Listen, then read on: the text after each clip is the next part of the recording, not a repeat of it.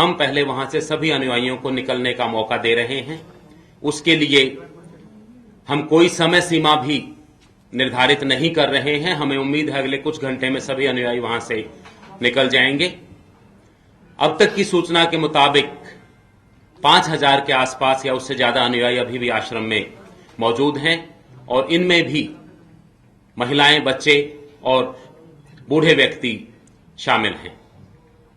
इसके अलावा कुछ व्यक्ति जो इनकी आड़ में निकलकर जाना चाह रहे थे, जो इस सारी घटना में संलिप्त हैं, उन्हें भी पुलिस के द्वारा काबू किया गया है। और कल जो मुकदमा दर्ज हुआ था उसके अंदर 20 मेन आदमी और लगभग 250 व्यक्ति जो शामिल थे, जिनको आपने काले कपड़े इत्यादि में कल देखा था, उन लोगों को काबू किया गया है। उनके खिलाफ कानूनी कार्यवाही जारी है और मुझे उम्मीद है शाम तक उन सब की गिरफ्तारी पूछताछ के बाद कर लेंगे। मैं अभी आ रहा हूं। कल हमने 2 मुकदमे दर्ज किए थे। मुकदमा नंबर 427 जो हॉस्टेज रखने के बारे में था, जिसकी चर्चा मैंने कल शाम को की थी। इसके अतिरिक्त थाना बरवाला में मुकदमा नंबर 428 दर्ज किया है, जो एसएचओ अनिल कुमार के बयान पर दर्ज किया गया है, जिसमें धारा 107, 148, 147, 149, 186, 120B कॉन्स्पिरेसी, 121, 121A, 122, 123, 224, 225। ओके, ये धाराएं हैं क्रिमिनल कॉन्स्पिरेसी की, इलीगल डिटेंशन की, रॉयटिंग की, सरकारी कार्य में बाधा पहुंचाने की, अटेम्प्ट टू मर्डर की और राज्य के विरुद्ध लड़ाई करने की। वही 121 है। इसके अंदर 120, 21, 21A, 122, 123 है। मैं ये स्पष्ट करना चाहूंगा कि जिस प्रकार की एविडेंस हमारे पास आती जाएगी उसमें धाराएं जुड़ती चली जाएंगी। 24A के लिए आप सोचते हैं कि बनाए केस? देखिए साहब, अभी तक ये मामला इन्वेस्टिगेशन का है। मैं इन्वेस्टिगेशन में जो धाराएं शुरू में लगाई जाती हैं वो फाइनल धाराएं नहीं होती हैं। जैसे जैसे हमारे पास ये समझिए कि ये मुकदमा दर्ज हुआ, कल रात तक फोर्स ऑपरेशन में लगी हुई थी और रात्रि के समय हमने ऑपरेशन सस्पेंड किया था कि लोग बाहर आ सकें। मुझे इस चीज से बेहद संतोष है कि वो स्ट्रेटजी हमारी कामयाब रही और वे निर्दोष व्यक्ति जो अंदर फंसे हुए थे वो बाहर आए, काफी तादाद में बाहर आए। 10,000 से ज्यादा लोग आ चुके हैं और आपने सबने टीवी में उनके इंटरव्यू वगैरह, फोटोग्राफ वगैरह अगर देखे होंगे तो ये बेहद जरूरी था कि हम इस चीज को प्रायोरिटी दें। इस मुकदमे की तफ्तीश अभी तो शुरू हुई है। इसके अलावा 124 से या अन्य कोई भी धारा बनेगी तो जिस जिस चीज का सबूत आता जाएगा वो लगाते जाएंगे और आप लोगों को भी बताते जाएंगे। मैंने अभी समाप्त नहीं किया है। 124 और 121 में क्या वो भी आपको कर देंगे।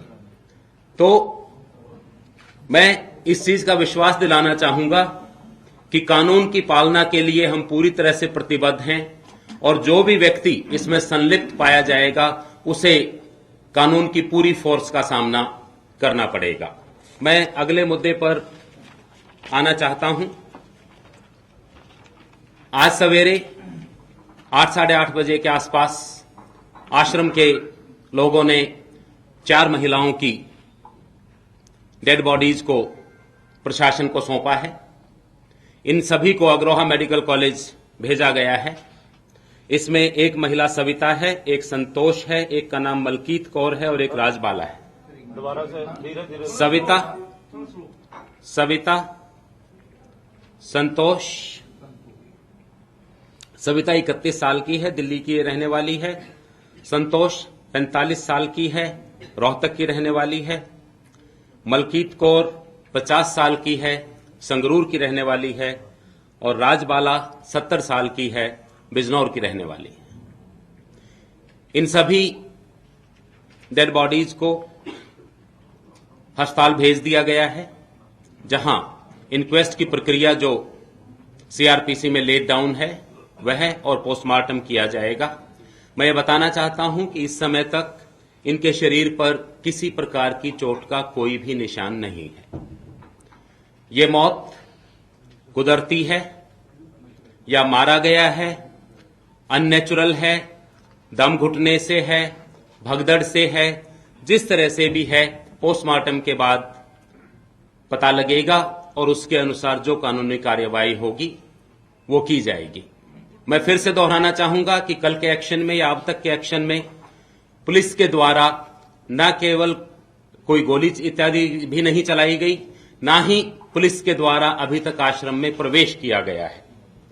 अभी हमें यह भी नहीं पता है कि इनकी मृत्यु का समय क्या है, 24 घंटे के बीच की है या उससे भी पहले की है। इन सभी प्रश्नों के उत्तर जैसे ही पोस्टमार्टम खत्म होता है हम लोग आपको देने की सूरत में होंगे। लेकिन मैं ये बताना चाहूंगा कि इसमें जो भी कानूनी कार्रवाई होगी वो पूरी तरह से अंजाम दी जाएगी। यदि इसके अंदर कोई इनके साथ किसी भी किस्म की घटना हुई है तो उसके हिसाब से मुकदमा भी दर्ज किया जाएगा और इन्वेस्टिगेशन भी की जाएगी।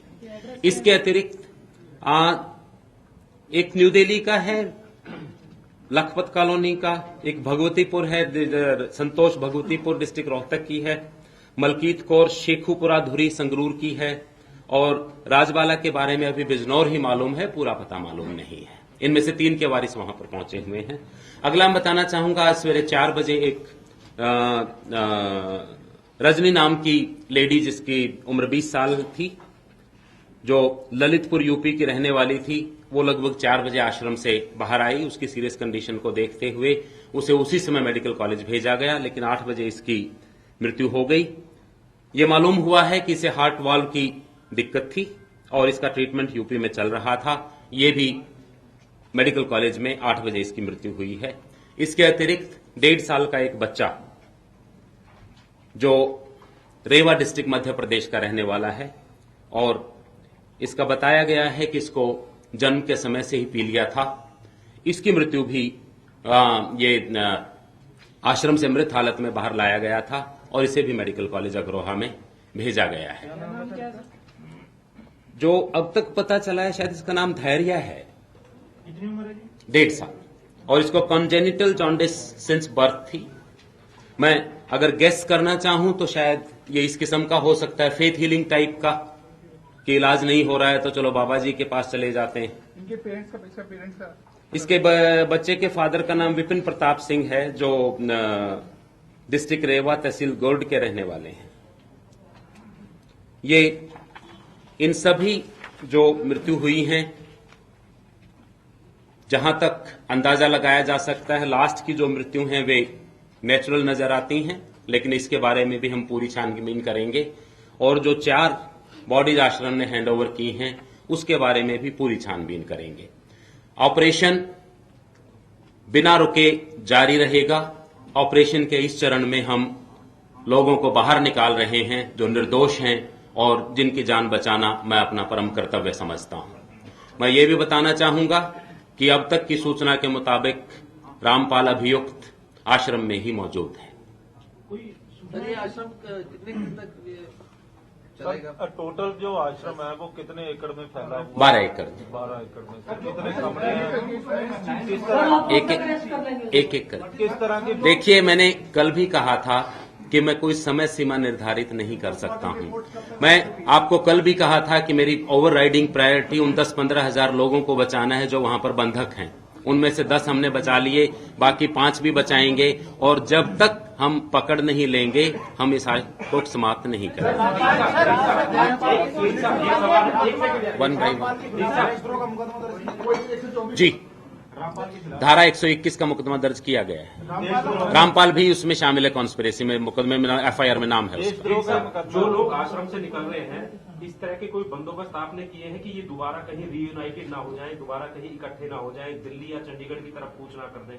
दूसरा, अभी जो है आश्रम में आपकी पुलिस कहां तक पहुंच गई है और रामपाल से कितनी दूरी है? क्या आपको लग रहा है कि किस तरह का एक्शन रहेगा आपका? मैं आपके पहले से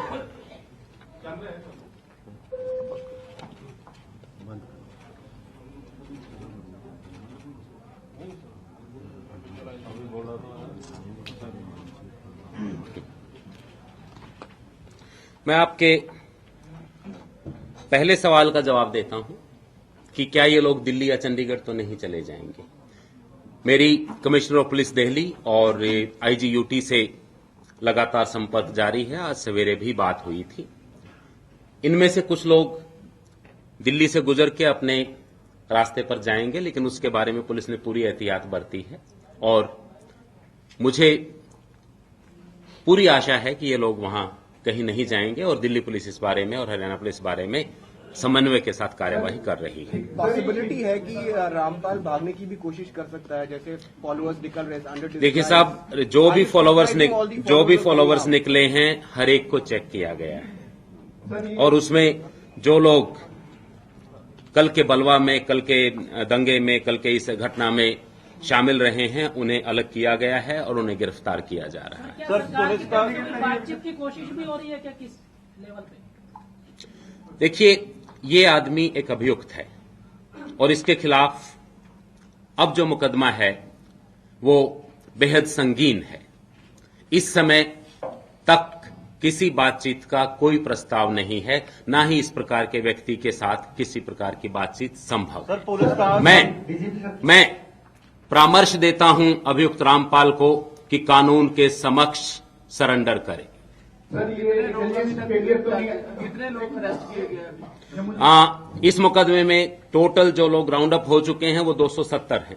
सर, कोई अंदर से पता चला है, कोई जो महिलाएं अंदर से आई हैं उनमें से किसी ने कंप्लेंट की है कि हमारे साथ अंदर दुर्व्यवहार हुआ है या कुछ ऐसी बातें हुई हैं? अभी तक इस तरह के हमारे पास कोई सूचना नहीं। रिपोर्ट्स कब तक आएंगी? देखिए साहब, वो प्रोसेस चल रहा है, डॉक्टर के ऊपर निर्भर करता है, लेकिन मुझे लगता है शाम तक प्राप्त हो जाएंगे। फेलियर तो नहीं sir. One at a time I think. जी जी।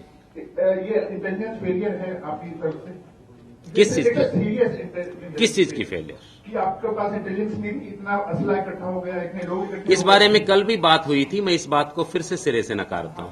सर, पुलिस अंदर कहां तक पहुंची है, क्या कितने? देखिए साहब, अभी मैं बताता हूं क्या कि हमने घेरा डाला हुआ है और आज क्योंकि ये लोग बाहर आ गए हैं और 10-15 हजार लोगों की जान बचाने में हम कामयाब हो गए हैं, आज मैं आपको बताना चाहता हूं कि ये इस धैर्यपूर्वक रणनीति का ही परिणाम था कि अंदर मौतें नहीं हुई। और अभी तक में भी अभी एंटर होगी या नहीं होगी, या देखिए, इसी तरह जो घेराबंदी जारी रहेगी? मैं ऑपरेशन डिटेल आपसे कोई शेयर नहीं कर सकता हूं। एक ही है, हमारा मकसद क्या है? हमारे मकसद दो हैं, निर्दोष लोगों को बचाना और रामपाल को गिरफ्तार करना। हम दोनों ही मकसद में कामयाब होंगे, उसके लिए जहां तक जाना पड़ेगा जाएंगे। I think that side has. There were some visuals sent by the ashram guys from inside there. The cops have entered inside and they were kind of dealing with the women there. Some of them were, beaten up as well by the cops. Do you deny those visuals? You are saying the police has not entered the premises of the ashram so far? The police has not entered the ashram so far. जो 4 लोग मरे हैं वो क्या लगता है कैसे मरे होंगे? 4 औरतें जो मरी, मैंने ऑलरेडी बता दिया उसके बारे में। आपने कहा कि आप अपनी रणनीति से संतुष्ट है जी। जिस तरह से आपने कहा है कि जो रणनीति आपने बनाई है आप जी। उससे संतुष्ट है। हाँ। और कार्रवाई आपके हिसाब से सुचारू रूप से जारी है। जी। क्या आपको नहीं लगता है कि कहीं ना कहीं ढिलाई बरती गई है? कोर्ट की अवमानना के नोटिस के बाद कहीं ना कहीं पुलिस दागी है, उसके बाद जिस तरह से मीडिया के साथ शुरू हुआ है और जिस तरह से नई बनी सरकार के ऊपर भी क्वेश्चन मार्क आज खड़े किए जा रहे हैं, क्या इसको आप करियर नहीं मानेंगे? देखिए, पुलिस की तरफ से कोई ढिलाई नहीं बरती गई है और आप ये एक बात देखिए कि इतनी भारी मात्रा में जब निरीह बच्चे और औरतें सामने हों और आश्रम के अंदर 10 से 15 हजार निर्दोष व्यक्ति मौजूद हों, तो उनकी जान बचाने के लिए एकदम अटैक करने में जो नुकसान होता वो बचाना हमारा कर्तव्य है।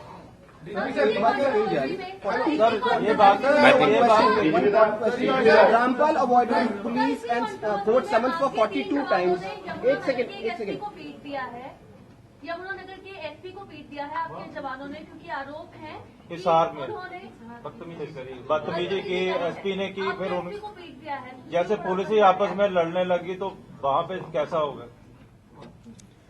आपकी बात गलत है। So there are allegations की 42 times आपकी बात गलत है। कोई ट्रुथ नहीं है। मेरी फोर्स पूरे तन मन से निर्दोष लोगों को बचाने और अभियुक्त रामपाल को गिरफ्तार करने में लगी हुई है।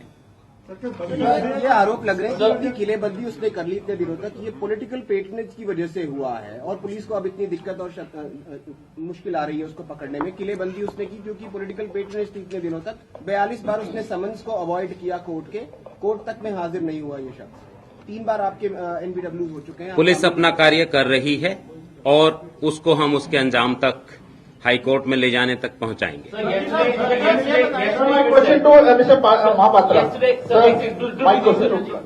Sir, do you think your police is well equipped, well trained? Haryana police एक प्रोफेशनल फोर्स है। But yesterday experience has not shown this. Can I summarize and before we wind up? Let him answer, sir. Haryana police ये professional force है और हरियाणा पे police कानून की रक्षा करेगा, कानून का अनुपालना करेगा और कोर्ट का आदेश का पालना करेगी। Yesterday you had said that your intention, yesterday said that there was no intention to stop the media from covering the whole operation. You have nothing to hide. Then what stops you from allowing the media today to go to the site and at least show what is happening so that everything comes? They have been just kept at a safe distance. 400-500 meters away, sir. I mean, nothing is visible. How will the people believe what you are doing there is fair and just? Sir, you are forgetting that yesterday we were close to LPG dump being one full LPG dump of 200 cylinders likely to be exploded by one petrol bomb. And you can appreciate 400 meters is nothing. The moment you see, no. Let's see one thing. There are things. I'll talk to you now. There are things which have double uses. An LPG cylinder is available in every home. An LPG cylinder can become a bomb. Acid is used for cleaning. Acid can also become a pouch to attack. Petrol is used for mortars, and the petrol bomb can be used for attacking the force. But volume of the keeping the media away. sir, We are conscious of your safety also. But I'll also say the moment we are in a position, we'll take you still nearer. But I will not take you people just next to the ashram. That's not good. Because there are people still ये कहा जा रहा है कि intelligence ने मुख्यमंत्री को गलत गाइड किया इस सारे मामले में। इंटेलिजेंस की फेलियर है ये। देखिए साहब, कौन कह रहा है मुझे तो मालूम नहीं है, आपको ही मालूम होगा।